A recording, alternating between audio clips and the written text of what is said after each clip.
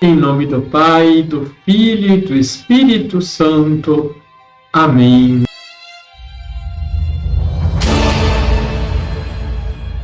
Olá, tudo bem com você? Desejo-lhe um bom e santo domingo. Aos domingos, celebramos a ressurreição do Senhor, diz o Papa Bento XVI na Verbum Dei. No mistério refulgente da ressurreição, este silêncio da palavra manifesta-se com seu significado autêntico e definitivo.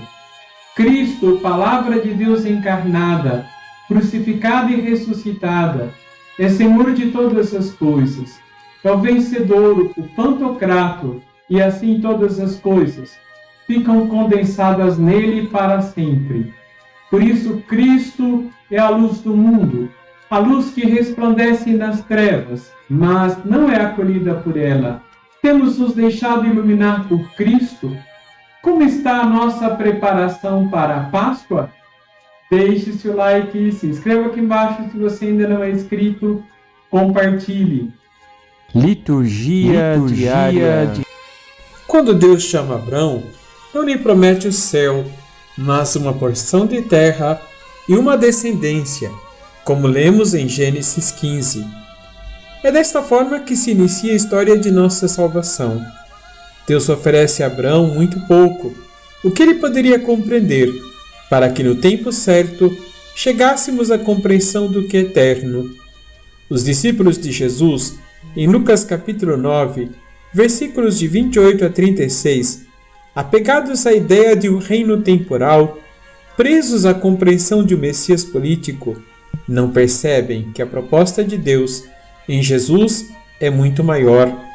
Um pouco antes, Pedro havia feito a declaração de que Jesus era o Messias, e o Divino Mestre, por sua vez, lhes revelara que tipo de Messias era. Seu reinado não era temporal, e não haveria nem palácio e nem trono, mas que seria rejeitado e desprezado pelos homens, e seria crucificado, mas ressuscitaria, porque ele é maior do que a morte. Quando seus discípulos ouviram essas palavras, ficaram entristecidos. Não eram o que esperavam do Mestre. Jesus, percebendo a tristeza deles, sobe a montanha, levando consigo 3 discípulos, Pedro, João e Tiago, e no alto da montanha se transfigura. E eles fazem uma experiência de Jesus totalmente nova. Ele lhes revela sua identidade, sua glória e esplendor. A luz de Deus brilha nele. Eis que, de repente, aparecem Moisés e Elias. Eles representam a lei e os profetas. Aparecem revestidos de glória e conversavam sobre a morte que Jesus iria sofrer em Jerusalém. Os discípulos, desorientados, estavam com muito sono.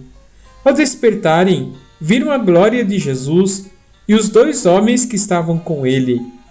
Quando Moisés e Elias pareciam ir embora, Pedro, impetuoso como sempre, deixou escapar: Mestre, é maravilhoso para nós estarmos aqui.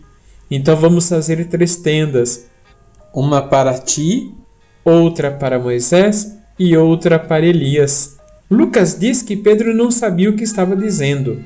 Então, enquanto Pedro falava, uma nuvem veio e os cobriu com uma sombra, e os discípulos ficaram com medo. Naturalmente não era uma névoa matinal. Eles reconheceram a nuvem imediatamente como a presença do próprio Deus, e ouviram Deus falar da nuvem: Este é o meu filho, o escolhido, escutai o que ele diz. Eles são instruídos a guardarem as palavras de Jesus, ao dizer que era o Messias e que seria rejeitado, sofreria e morreria vergonhosamente a morte de cruz. Não compreender o anúncio de Jesus significaria que não conheciam o verdadeiro Mestre e por isso não podiam ser seus discípulos. O tempo presente, isto é, a história que construímos enquanto somos peregrinos neste mundo, iluminada e ressignificada pelo sacrifício de Cristo na cruz, faz descortinar diante de nós uma realidade maior, da qual São Paulo nos fala em Filipenses capítulo 3, versículo 17, até o capítulo 4, versículo 1. O desafio do transitório, isto é, do passageiro, nos revela que somos cidadãos do céu e que de lá aguardamos o nosso Salvador, o Senhor Jesus Cristo, e Ele transformará o nosso corpo humilhado semelhante ao seu corpo glorioso. Vamos rezar? Concedei-nos, ó Deus Todo-Poderoso, desejar as coisas do céu, sem nos distrairmos com as coisas que passam. Que o que é transitório nos faça desejar o que é eterno, e o eterno nos faça ser santos, enquanto peregrinos, buscando em tudo viver o amor. Assim seja. Abençoe-vos o Deus Todo-Poderoso, Pai, Filho e Espírito Santo. Amém.